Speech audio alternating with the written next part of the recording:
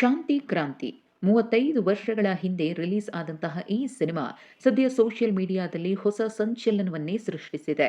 Crazy star Ravichandran ಸೇರಿದಂತೆ ಹಲವು ದಿಗ್ಗಜ ನಟರು ಈ ಸಿನಿಮಾದಲ್ಲಿದ್ದು ಸೌತ್ ಇಂಡಿಯಾದ ಮೊದಲ ರಿಯಲ್ ಪ್ಯಾನ್ ಇಂಡಿಯಾ ಸಿನಿಮಾನು ಟ್ರೆಂಡ್ ಆಗ್ತಿದೆ. ಅಲ್ಲದೆ ಶಾಂತಿ ಕ್ರಾಂತಿಯನ್ನ ರಿಲೀಸ್ ಮಾಡಬೇಕು ಅನ್ನೋ ಕೂಗು ಕೂಡ ಜೋರಾಗಿ ಕೇಳಿಬರ್ತಿದೆ. ಇದೀಗ ಈ ಬಗ್ಗೆ ಈಶ್ವರಿ ಪ್ರೊಡಕ್ಷನ್ಸ್ ಸಂಸ್ಥೆಯಿಂದ ಕ್ರೇಜಿ ಸ್ಟಾರ್ ರವಿಚಂದ್ರನ್ ಅವರ ಸಹೋದರ ಬಾಲಾಜಿಯವರು ಅಧಿಕೃತವಾಗಿ ಒಂದಷ್ಟು ಮಾಹಿತಿಯನ್ನ ಕೊಡುವುದರ ಜೊತೆಗೆ ಸ್ಪಷ್ಟನೆಯನ್ನು ನೀಡಿದ್ದಾರೆ.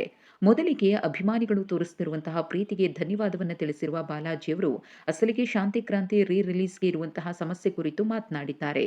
ಶಾಂತಿ ಕ್ರಾಂತಿ ಮರು ಬಿಡುಗಡೆಗೆ ಒತ್ತಡ ಹೆಚ್ಚಾದಾಗ ನಾನು ಮತ್ತು ನಮ್ಮ ಅಣ್ಣ ಅಂದ್ರೆ ರವಿಚಂದ್ರನ್ ಅವರು ಈ ಬಗ್ಗೆ ಕೂತು ಮಾತನಾಡಿದ್ವಿ. ನಮ್ಮ ಪ್ರಯತ್ನ ಅವತ್ತಿಗೆನೇ ಶುರುವಾಗಿದೆ ಎಂದಿದ್ದಾರೆ. ಮುಂದುವರೆದು ಮಾತನಾಡಿರುವ ಬಾಲಾಜಿ, ಶಾಂತಿ ಕ್ರಾಂತಿ ನೆಗೆಟಿವ್ಸ್ ಮೆಲ್ಟ್ ಆಗಿ ಹೋಗಿದೆ.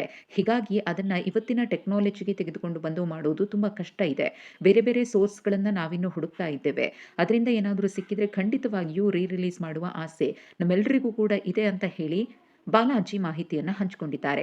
ಒಂದು ವೇಳೆ ಯಾವುದೇ ಸೋರ್ಸ್ ಸಿಕ್ಕಿದ್ರೂ ಕೂಡ ನಾನು ನಾಳೆಯಿಂದಲೇ ಕೆಲಸವನ್ನ ಸ್ಟಾರ್ಟ್ ಮಾಡಿದ್ರೂ ಕೂಡ 8 ರಿಂದ 10 ತಿಂಗಳು ಬೇಕಾಗುತ್ತೆ. 1 ವರ್ಷ ಅಥವಾ ಅದಕ್ಕಿಂತಲೂ ಹೆಚ್ಚು ಸಮಯ ಹಿಡಿಯುತ್ತೆ. ಯಾಕಂದ್ರೆ ನಾವು ಮತ್ತೆ ಕಲರಿಂಗ್ ಮಾಡಬೇಕು, ನೆಗೆಟಿವ್ ಫೇಡ್ ಔಟ್ ಆಗಿರುತ್ತೆ, ಮತ್ತೆ ಮ್ಯೂಸಿಕ್ ಮತ್ತು ರೆಕಾರ್ಡಿಂಗ್ ಮಾಡಿಸಬೇಕು, ಡಿಐ ಮತ್ತು ಸೆನ್ಸಾರ್ ಸಹ ಮಾಡಬೇಕಾಗುತ್ತೆ.